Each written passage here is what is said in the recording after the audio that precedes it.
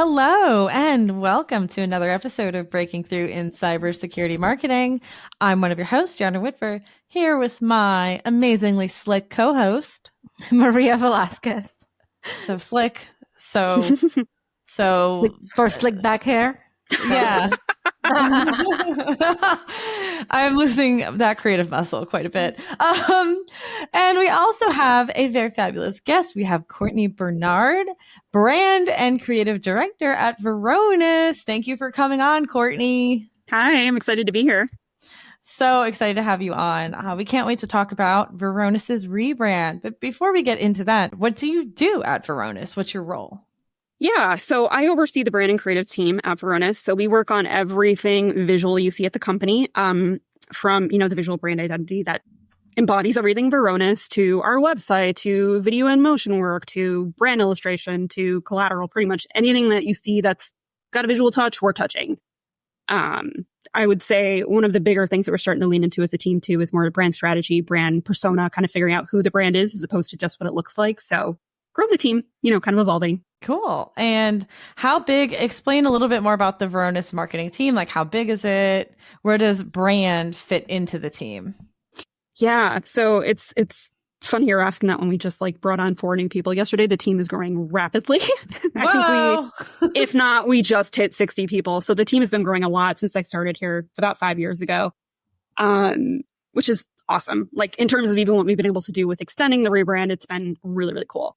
Brand and creative actually sits directly under our CMO, which is great. It's great to see kind of that value over design and creative and, how we can elevate the business, and we're seen as strategic partners. So that's been really awesome. But we partner with everyone on the marketing org, all the things I just described to kind of bring the brand to life in all those different facets.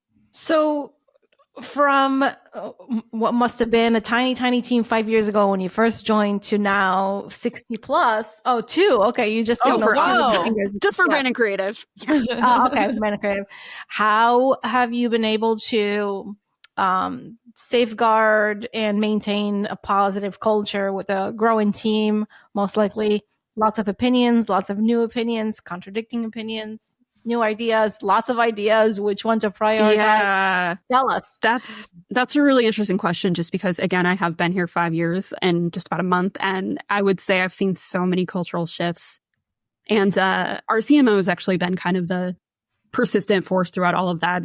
I've seen him grow in his role at the company too. And I think the way that he thinks about building a team has been really, really pivotal to creating a space where people aren't afraid to bring in big ideas, but also a space where we're okay to be you know what, that's cool. We're not doing that right now. We have a million other things going on. Just open honesty, transparency across teams, not being afraid to be realistic about what everyone's facing, kind of what they're working on, and whether those things line up to key marketing initiatives. And I think some of the biggest changes I've seen us make culturally are we have goals now. We're very explicit about what marketing here. I'm honest. At first it was a little bit, don't yell at me, Rob, but a little bit less. So, but now we're very much these are what the things that we care about as a marketing team. Every team, sitting in that kind of core function directly below our CMO should line up to one of our key marketing goals. And, there's always tactical stuff that we all need to do, but 60-40, 60% of what you're doing should line up to those goals. And I think, we've been able to really reinforce that. And, that gets brought up, we get reminded of that quite a bit. So it's like a driving force for us. And I think that's helped us really feel like we're achieving things, but we're also collaborating. We're talking every day. It's great. I've loved being on this team. I've loved seeing it grow too and evolve. So.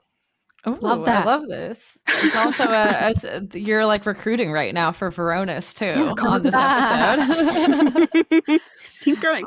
So, quick question, Courtney, about that, rolling up to achieve marketing goals. So how does brand achieve marketing goals? What are your KPIs for that?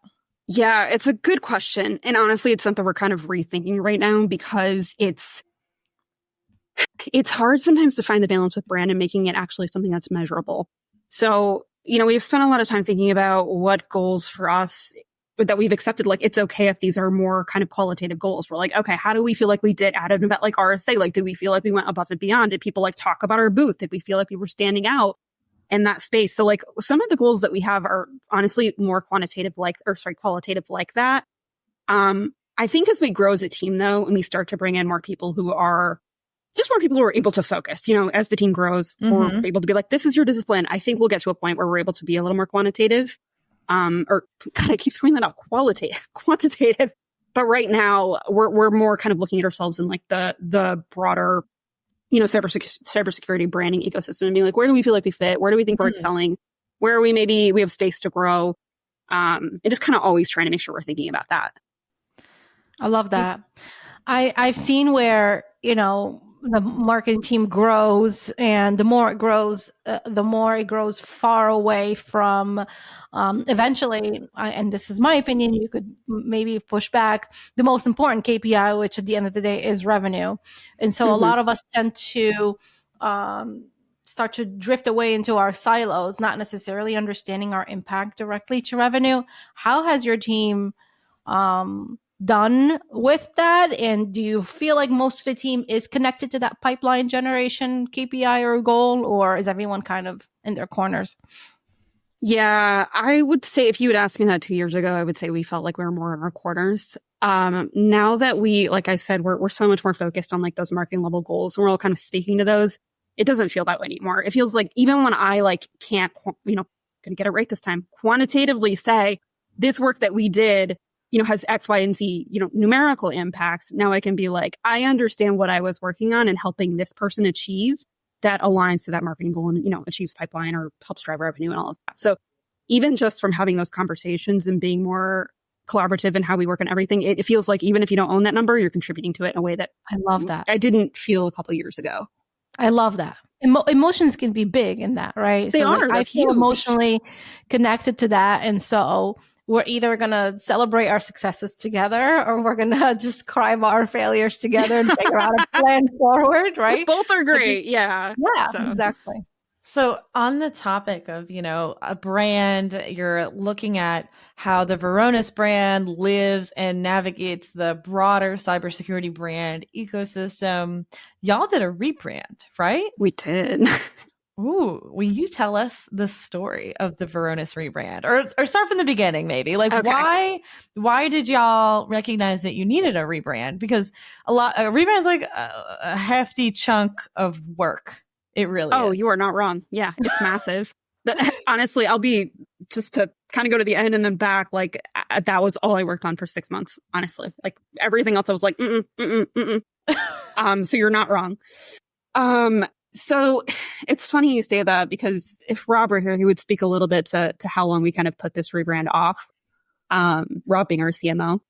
And a lot of that kind of goes back to what you just said. Like, it's funny because everyone outside of marketing was like, we need a rebrand. Like we need to like, we changed, we've grown as a company, and marketing was like, that's so much work. We just don't have time. We have all these other goals. And we revisited it probably like 3 or 4 times. We were like, should we do a rebrand?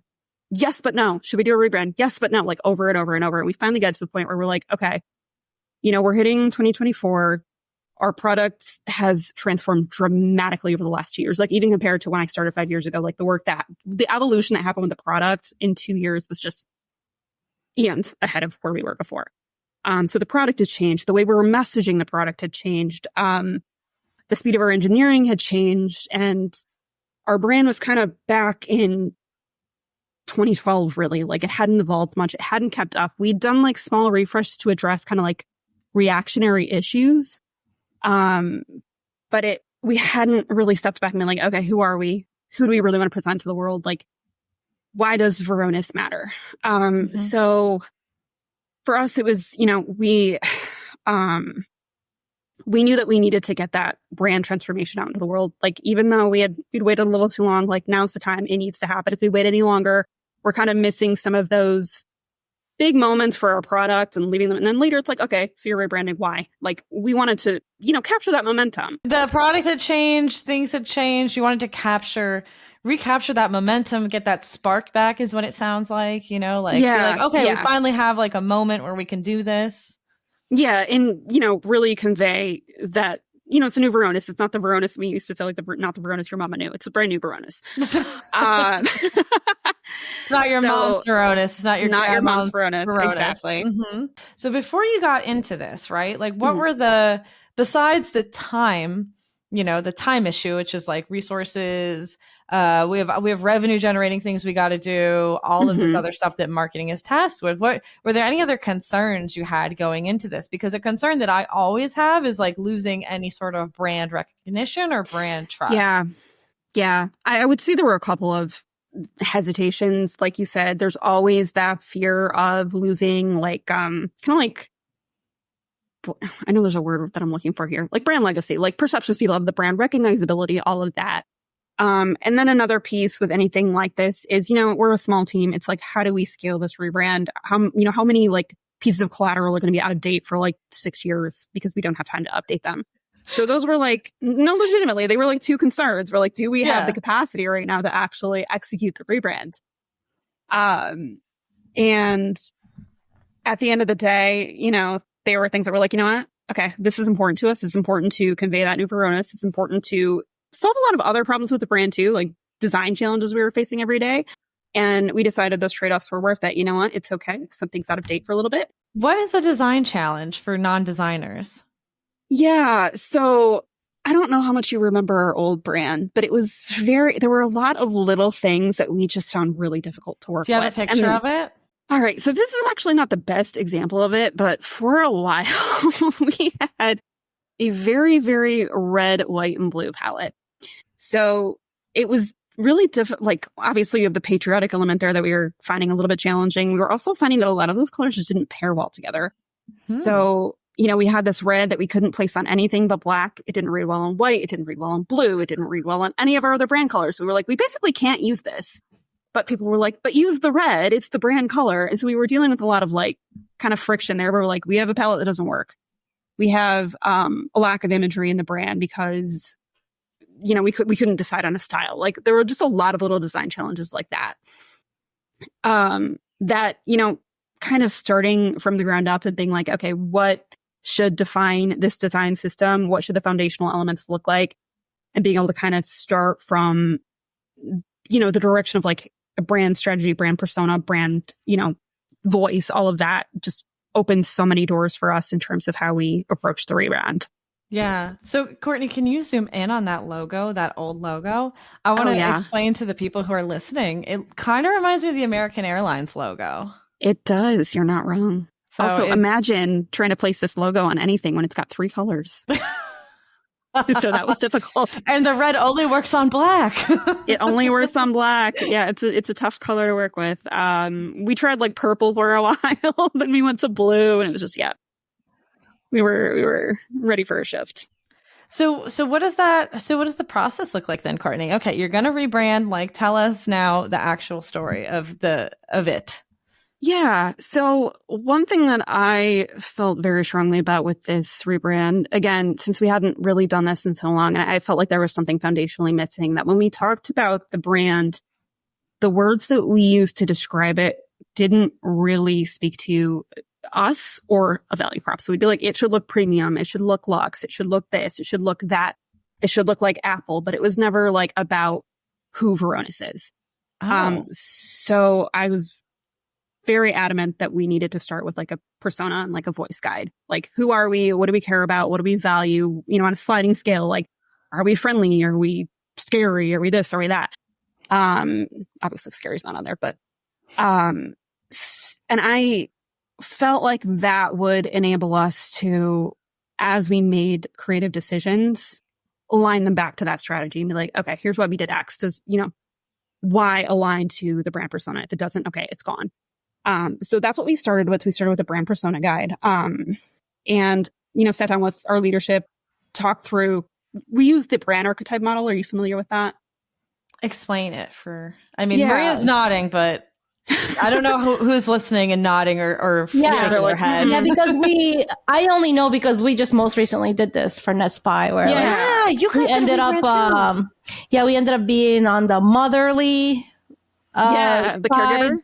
The caregiver. Yeah. So then that's what literally dictated everything we did, not just from a messaging perspective, but also visually for the rebrand. Yeah. It's a great like foundational element to figure out where you sit. And there's a couple different models for like defining a brand persona. There's like I forget what the other one is. It's like 6 core archetypes or something. And then there's like the 12 archetypes, which are based on sort of like, I don't want to say tropes because we're talking about tropes, but they're like kind of like standardized personalities that you see in the world, you see in literature, anything like that. So they'll be like the hero, the jester, the magician, the caregiver, the hero. Oh, yeah. Insane Clown Posse. Yeah. Uh-huh. There you go. So for us, we looked at all of our messaging, how we talk about Varonis. We're like, okay, we're always saying we protect data. We're always saying your data, our mission. A lot of our messaging is aligned to protecting data because, surprise, we're a data security company. And everything about our internal brand too is aligned to that. Like we have an amazing customer support team who will drop everything to help customers. It's like anything in that category. We're like, okay, we wavered a little bit. We were like, are we Sage or are we Hero? And finally we're like, we got to commit Hero with a little tiny dose of creator because it is a very innovative team. We want that little sprinkle of that in there. So that allowed us to get a little bit weird with the brand to be like, okay, we lean full into Hero. What could that look like? And we did a lot of exploration. Obviously, we shared a lot of ideas with the team. We had like some weird holographic stuff, all kinds of crazy stuff going on. But one of the ideas we presented to our CMO was, we called it what if robots at the time. So we were like, what if we went full in and we, decided to personify the automation side of the business because that is a key, differentiator for Varonis, something we're always evolving, always talking about. And then the protector side. So almost like this protector hero robot character. And I kind of threw that one in there at the end. Honestly, I did not expect a reaction. It was just like, I think this idea could be really fun. It brings in a personal element. It's something we can like personify, almost bring in like a mascot character people rally behind. It was like that one. Whoa. Right. And that was the one you threw in at the end, you just said, right? Well, I shouldn't say I threw it at the end, but it was one that I threw in there as kind of a curveball. I was like, this could roll or this could fall flat on its face. So it was kind of funny to see the reactions to that. Yeah, Courtney, what about other parts of the company? How many other people outside of the marketing team were part of making the decision of where do you go visually for the rebrand? Did you involve the CPO, the engineering team, product? Yeah, that's a good question. And I think certain elements of how we handled that, Rob and I have spoken and probably would do differently in the future. So we started with a lot of it in a very small pod. So Rob, our VP of product marketing, our VP of demand gen, and then our VP of field and channel. So like a small group and a couple people from our creative team. And our initial plan was to keep it very, very tight and, try not to bring in too many opinions because we were worried that could kind of water down where we landed. And there would be a lot of attachments to old parts of the brand, like the red that I mentioned, the old logo, all of that. So we did that.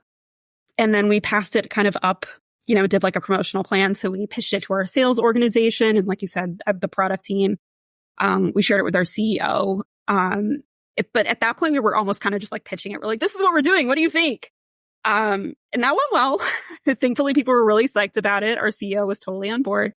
But we did think, going forward, we would probably want to try to bring certain key stakeholders along in the process a little bit more so that it wasn't, because it went well this time, but there are situations where it wouldn't. Like you might present that and they're like, I'm sorry, you've been doing what for X amount of months and I haven't heard about this. So we might, we just like to make sure we bring those people along in the process next time so they get a chance to weigh in if there are any issues. But we got very lucky this time. People were super excited.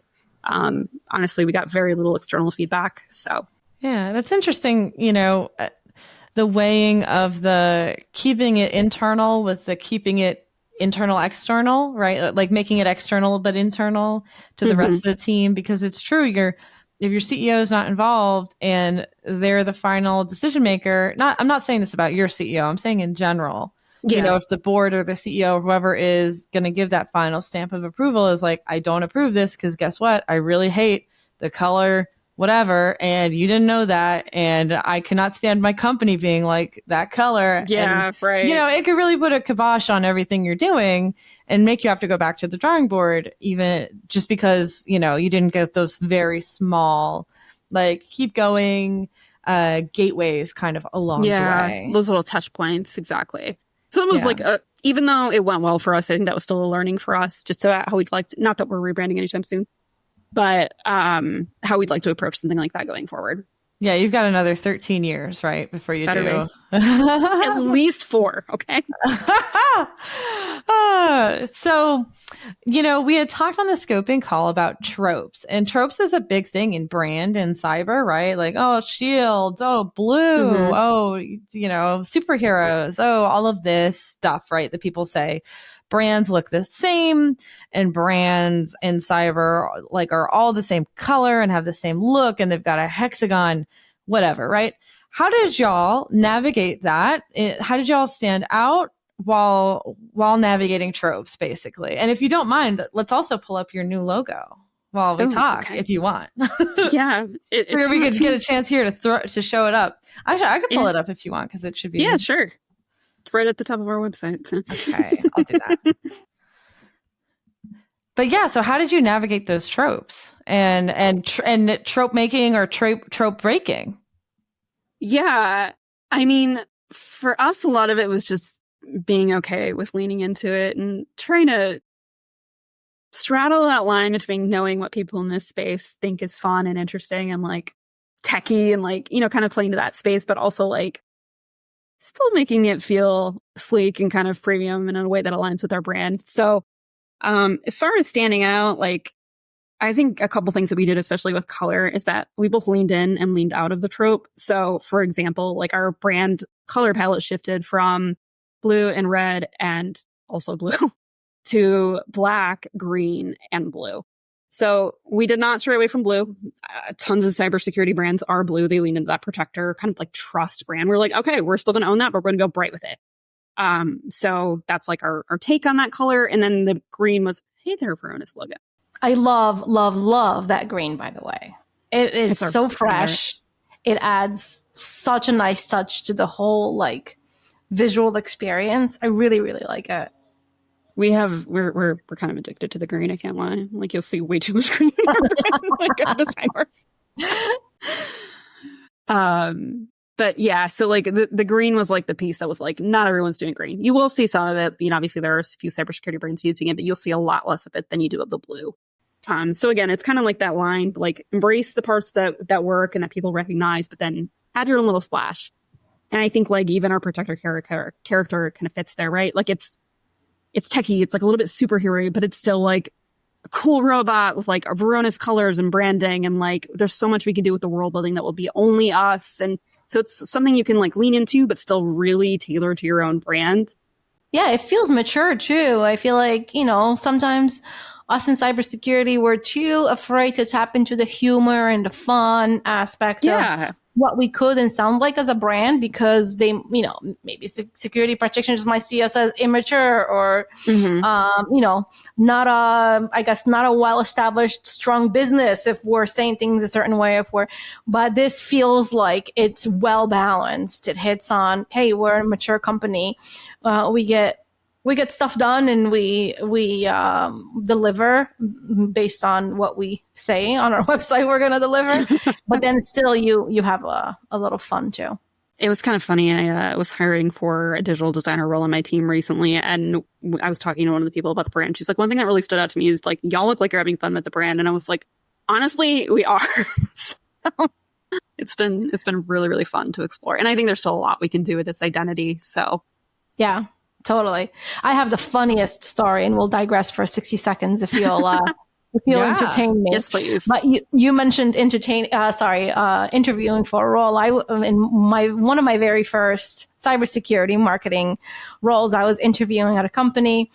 And it was the first few with HR. And so the HR director says, hey, so as a marketer, you've had a chance to look at our stuff. What would be some of the things you would change? And I said, I would redesign the website. And her immediate answer was, we just redesigned it. And I was well, I am not getting that job. I ended up getting the job, and we ended up redesigning, not immediately, but about a year or so after. But I'll never forget it. It's one of my funniest stories, That's early so career funny. stories. But it was, we look back now and we laugh at it. Yeah. And during the time you were okay, pivot. No, I was nope, I'm not getting that job. Forget it. Awesome. Well, Courtney, it has been so fun. Unless Maria, do you have more questions? No, Or Courtney. this was really cool. And I mean, it brings back memories from just a couple of months ago when we did this at NetSpy. So it's nice to hear that you've had the same challenges and you've celebrated the same wins. And it's not just it's a common challenge and a common win. Yeah. By the way, I love the NetSpy rebrand. Thank you. So, Courtney, now we're going to play our game. Maria, do you want to explain the game? Yeah. So, Courtney, for every show, Gia and I, we try to guess what our guest would be doing today in their career if they weren't currently in cybersecurity marketing or cybersecurity or whatever. So, if you have like a dream career that you would rather be doing today, we try to guess what that is. And then you let us know which one of us won or came the closest, or if we both miserably did really bad, then you can tell us too. And so, yeah, I usually go for the vibes that I'm getting from, the guests. So do you want to go first, Gianna? Sure. So I'm not going to say artist because as someone in brand and design, you already have that art background. So what I am going to do is lean into, instead of having an aesthetic career, having an aesthetic life. So I think you would be in Vermont running a really cool cafe and coffee shop with some sort of very cool like tourism, like experiential Airbnb that's made out of wood logs, like treehouse thing, and running this like gorgeous, like people step in and they just go, oh, this is the most beautiful space I've ever been in. I can't wait to spend the next 4 days here. Sort of God. vibe. If that's not it, Courtney, if that's not it, could you please make it happen? And could you please invite both of us? Because I would love to go. I was like, that's very specific. Yes. All right, okay. Maria. My turn. Courtney, I actually get like film director vibe from you, or theater director. I do think that you would do really well in that space. Obviously, bringing your arts background into that. So, film director, theater director, something like that. That's tough. There are sides of both of these, and I'm like, yes, because my first thought was, and don't judge me, was cat cafe, and you said cafe, so I was like, yes, it could be a cat 100%. Cafe. Just put cats in there. Yep. But Maria, I also like am a huge fan of like animation, and like I used to, when I was younger, wanted to work in animation. I could see myself totally being like storyboard director. So you're both kind of, I'll take both of these lives. Well, there you go. A cat cafe that shows the movies you produce. I love it. Both of us and you're producing cats on Broadway, like once in a while. Oh, and your dog starts barking because he did not like She's that. She's like, what, cats? No. Well, it sounds like it's a tie, I guess. What would you say, Courtney? I'm going to say 50-50. You both win. All right. Nice. Awesome. I like it. We haven't had a tie in a while. It makes me feel like, like we're a team here. Yes. Instead of enemies, which is what we actually are. So this is good. Well, thank you so much, Courtney. This was an amazing conversation. Thanks for hopping on the show today. Thank you both. This was super fun. I appreciate the time. Thank you. Thanks to our listeners. Thanks for listening again. If this is your first time listening to the show, make sure you subscribe. We have an episode that drops every Wednesday, so you'll get an alert. And if you haven't given us 5 stars, what are you waiting for? Do it and tell your friends about this show. And see you all next time. And if anyone wants to read more about the redesign of Varonis, Courtney has an amazing article that she's written about it behind the Varonis rebrand, and we are going to link to it in the show notes.